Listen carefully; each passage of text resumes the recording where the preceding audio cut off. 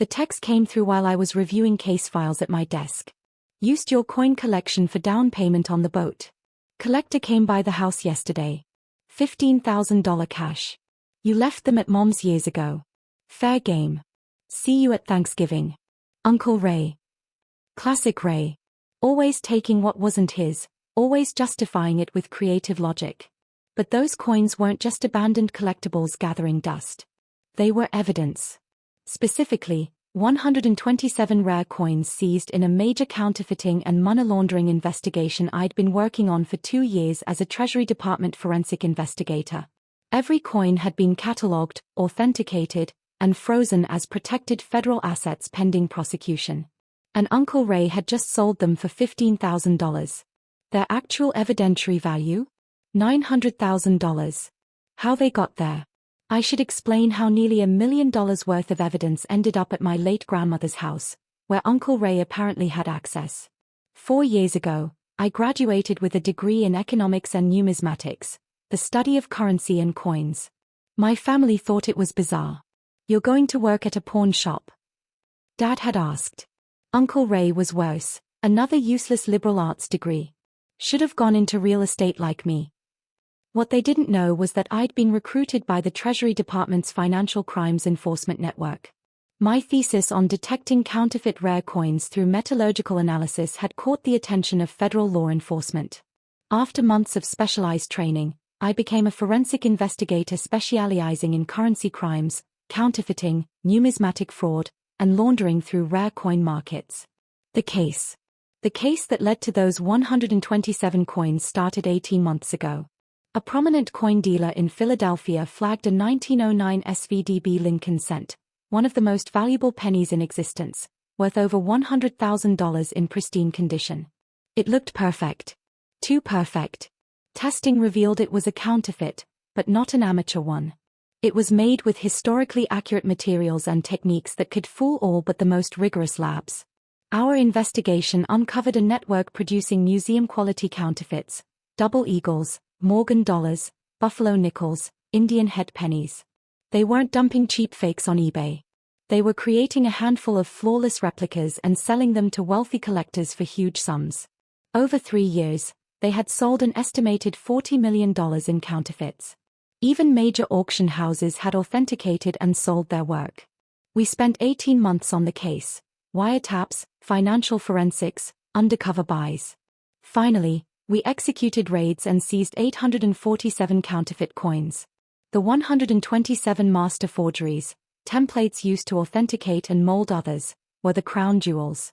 Without them, proving the counterfeiting process in court would be nearly impossible. But our evidence facility was under renovation, so my supervisor approved temporary storage at approved secure sites. My grandmother's Victorian home, with its finished basement, security system, and dehumidifier, was a perfect choice. I added cameras and locked the coins in a safe. Old pennies. Grandma asked when I brought the safe. Evidence for a case. They need to stay locked up. Don't let anyone access them. She'd laughed. Who's going to want your old coins? Ray never cared about them anyway. That was 3 years ago. Grandma passed away 8 months back. I was testifying in California and couldn't make the funeral. By the time I returned, the estate was in probate and Uncle Ray, as executor, controlled the house. I'd called twice to retrieve the safe. Twice he'd brushed me off. Apparently, he'd been busy selling them instead. The call. I phoned Ray immediately. He picked up, smug. Did you get my text? Pretty good deal, here? Guy wanted to lowball me at $10,000, but I held firm at $15,000. Ray, those coins weren't yours to sell.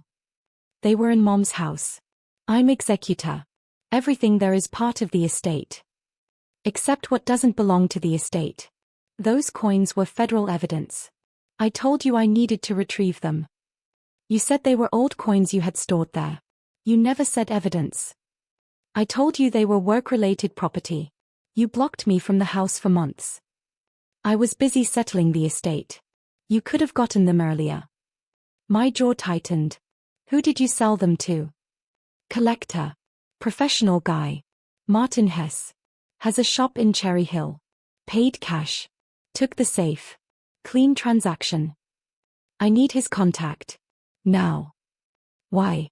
Sales final. Cash deal. Nothing you can do. Ray, those coins are protected federal assets. You just sold evidence in an active Treasury investigation. That's a federal crime. He laughed. Federal assets? Come on. They're your childhood hobby coins. Stop being dramatic. I'm a Treasury forensic investigator. Those coins are evidence in a $40 million counterfeiting case. Their evidentiary value is $900,000. You sold them for $15,000. Silence. Then, you're bluffing. I'm not. Send me Hess's information, or I report this. You'll be talking to federal agents, not me. You can't threaten me. It's not a threat. It's procedure. He hung up. Fallout. I immediately called my supervisor, Director Frank Chin. We have a problem, I said, explaining everything. The master forgeries, Chin muttered. The ones for the Anderson trial? All 127. Yes. Trial starts in 6 weeks. Without those, we can't prove manufacturing. Defense will argue the counterfeits came from anywhere. I know where they are. Martin Hess, Cherry Hill. Chin swore. Hess has been on our watch list for 2 years. Suspected of laundering through coin sales. If he has those coins, he knows exactly what they are. We need to move fast. 2 hours later, I was in a conference room with Chin, 2 other investigators, an assistant U.S. attorney, and an IRS agent. Your uncle sold federal evidence to a suspect in a related case, the AUSA said. That's monumentally bad. He didn't know what they were. He knew they weren't his. He sold them anyway. Took cash. Did he report the $15,000? Doubt it. Then he's looking at theft of federal property, obstruction, and tax violations. Meanwhile, Hess had vanished, shop closed, home emptied, accounts drained. The coins were likely already overseas. 3 years of work, millions lost, dozens of victims left holding fakes, all jeopardized because Uncle Ray wanted a down payment on a boat. Thanksgiving.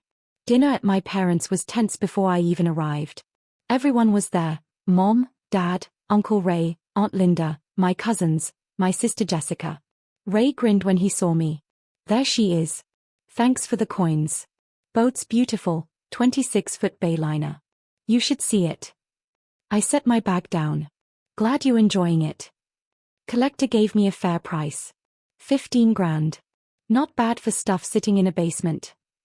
Dad raised his glass. Nice work, Ray. Always knew you could negotiate.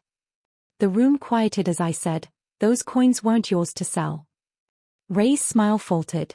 We've been over this. They were in Mom's house. They were federal evidence. You were told repeatedly. Jessica laughed. Evidence of what? Rare penny crimes. Counterfeiting and money laundering. I'm a Treasury forensic investigator. Those coins were master forgeries seized in a $40 million fraud case. Uncle Ray waved me off. You sit at a desk, stop exaggerating. I work for FinCEN. Those coins were evidence worth $900,000. You sold them for $15,000 to a suspected money launderer who's now disappeared. The color drained from Ray's face. I leaned forward. You didn't just sell my coins, Uncle Ray. You jeopardized a federal trial. And now the Treasury, the IRS, and the U.S. Attorney's Office all want a word with you. Apparently, he'd been busy selling my property instead.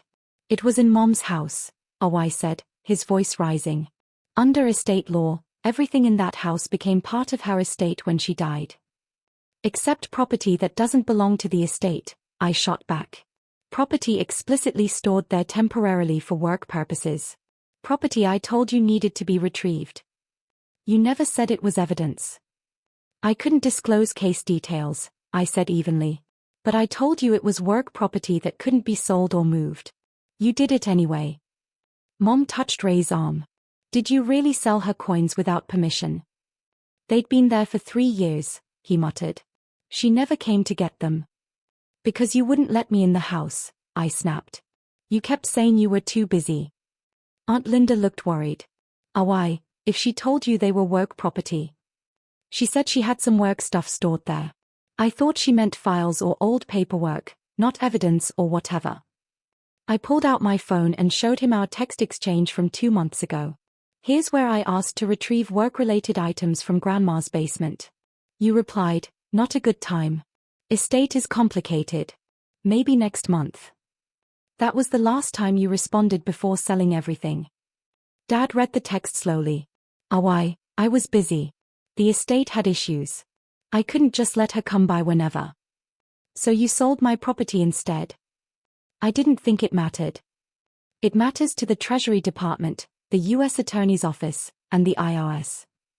Ray went pale. The IRS.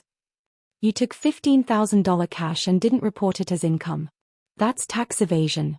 You also sold federal property without authorization, which is theft. And you obstructed a federal investigation by removing evidence. The room was dead silent. This is insane, Ray said. I made a mistake. I'll give back the money. The coins are gone. Martin Hess disappeared. The money you got was a fraction of their value, and our case is now compromised. Jessica stood up. You're really going to press charges against family over some coins? I'm not pressing charges. The federal government is. I'm just the investigator whose evidence was stolen. Mom looked between us. Can't you just explain it was a misunderstanding? A misunderstanding would be if I didn't know I needed the coins back. But I told him multiple times. He ignored me and sold them anyway. That's not a misunderstanding. That's theft. Ray's hands shook. I didn't know they were evidence. I thought you were just being difficult about old collectibles. Because you never listened. You never believed I had an important job. You've spent years calling my career worthless. That's not fair, Ray said. You literally told everyone I worked some desk job. You mocked my economics degree for years. You've never once asked what I actually do. Dad cleared his throat. To be fair, you never told us much about your work because it's classified. I can't discuss active cases, I said. But I told you I work for Treasury investigating financial crimes. You just didn't believe it was real work. The doorbell rang. Mom went to answer it. 2 men in dark suits stood on the porch. Mrs. Patterson? We're with the Treasury Department. We need to speak with Raymond Patterson. Mom's hand went to her mouth. Oh God. The agent stepped inside. Mr. Patterson, I'm Special Agent Kirkland. This is Special Agent Morris. We need to discuss the sale of federal evidence that was in your possession. Uncle Ray stood frozen. I want a lawyer. That's your right, Kirkland said. But we need to ask you some questions about Martin Hess and the coin sale. I don't know anything about Hess except he bought some coins. Coins that were federal evidence in an active investigation, Agent Morris said. Coins you sold without authorization despite being told repeatedly they needed to be retrieved by the Treasury investigator who stored them. Aunt Linda grabbed Ray's arm. Don't say anything without a lawyer. Agent Kirkland nodded. We also need to discuss the $15,000 cash payment you received and didn't report as income. Ray stopped cold.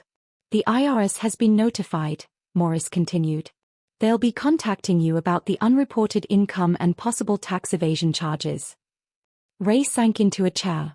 This can't be happening. We have a warrant to search your home and vehicles, Kirkland said.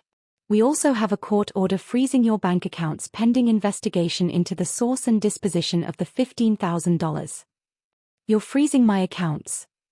Standard procedure when investigating theft of federal property and potential money laundering. We need to trace where the money went and ensure no additional evidence has been hidden or destroyed. Jessica stepped forward. This is harassment. My uncle made an honest mistake. Your uncle sold federal evidence worth $900,000 for $15,000 cash to a known person of interest in a related investigation, Morris said flatly.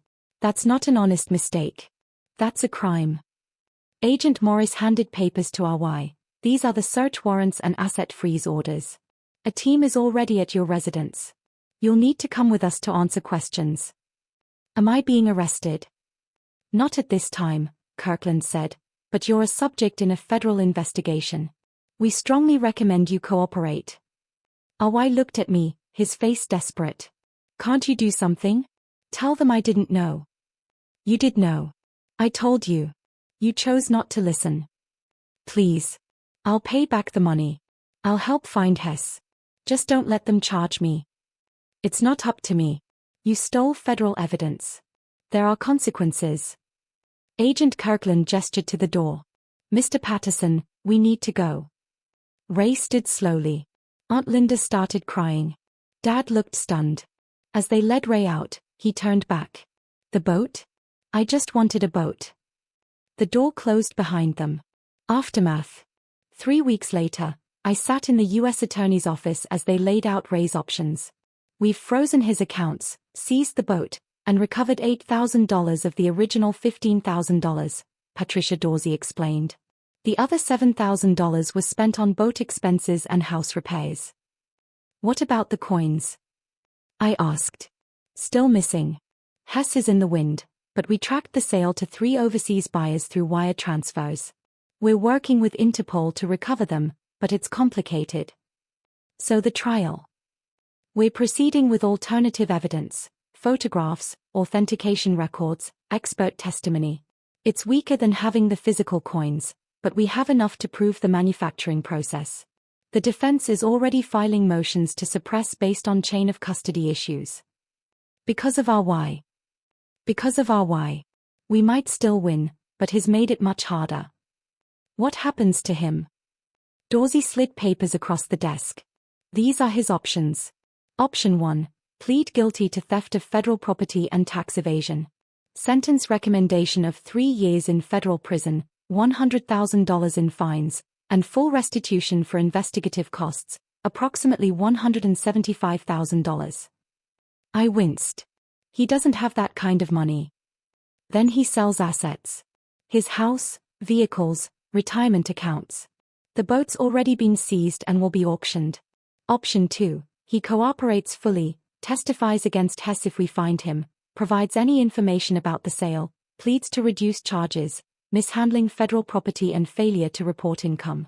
Sentence recommendation of 18 months prison, 2 years supervised release, $50,000 fine, and $75,000 restitution. He'll take option 2, I said quietly. Option 3, we take this to trial. If convicted, he's looking at 8 to 10 years federal prison and up to $500,000 in fines. That would destroy him. He destroyed a federal investigation. Actions have consequences. 2 months later, RY stood in federal court and pleaded guilty to mishandling federal property and tax evasion. Judge Sandra Portman was not sympathetic.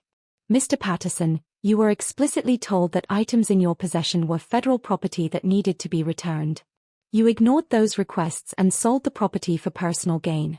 You then failed to report the income from that illegal sale. Do you understand the seriousness of these charges? Yes, Your Honor, RY said quietly. Your actions compromised a major federal investigation involving millions of dollars in fraud. Victims of that fraud may not see justice because of your greed and negligence. I didn't know. You didn't care to know. You saw an opportunity for quick money and took it. That's not an excuse. Judge Portman reviewed the sentencing recommendation. The government has recommended 18 months federal prison, 2 years supervised release, $50,000 fine, and $75,000 restitution. Do you understand these terms? Yes, Your Honor. The restitution covers the cost of additional investigation, expert testimony, and recovery efforts necessitated by your theft. If you cannot pay, your assets will be liquidated. Is that clear? Yes, Your Honor. You will report to the Bureau of Prisons within 30 days. You will have no contact with Martin Hess or any individuals associated with the counterfeiting investigation. You will cooperate fully with any ongoing recovery efforts. Violation of these terms will result in additional charges. I understand.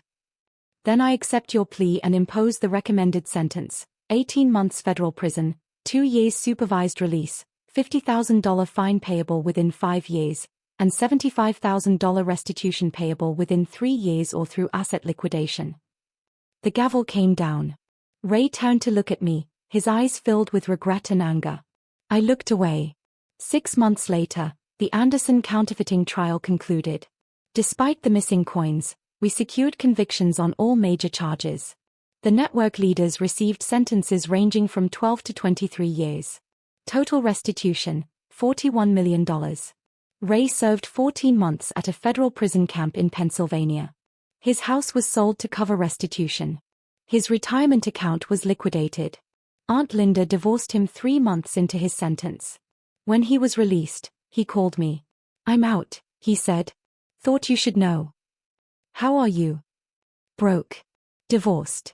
Living in a studio apartment. Working at a hardware store. Paying restitution for the next 2 years. I'm sorry it turned out this way." "Are you? You could have helped me. Your family. You stole federal evidence. I couldn't protect you from that. I made a mistake. I didn't deserve to lose everything." "You didn't just make a mistake, Ray. You took something that wasn't yours, sold it for cash, and didn't report the income. You ignored me when I told you I needed it back. You assumed my work wasn't important because you never believed I had a real career." Silence. "I never thought you were important," he admitted. "I thought you had some government paper-pushing job. I didn't think coins mattered." They mattered to the victims who lost millions to counterfeiting. They mattered to the case that put criminals in prison. They mattered to me. I know that now. It's too late now. He hung up. I haven't spoken to him since. The family still doesn't fully understand what I do. They know I work for Treasury. They know I investigate financial crimes. They know Uncle Ray went to prison because of something involving my work. But they still don't really get it. They still don't ask questions. And I've stopped trying to explain. The coins were eventually recovered, all 127 pieces. Interpol tracked them to collectors in Switzerland and Japan. Full recovery took 11 months and cost an additional $200,000 in international coordination. That cost was added to Ray's restitution. He'll be paying it off until he's 70. And every payment is a reminder that my unimportant desk job and worthless coin collection were worth more than he ever imagined.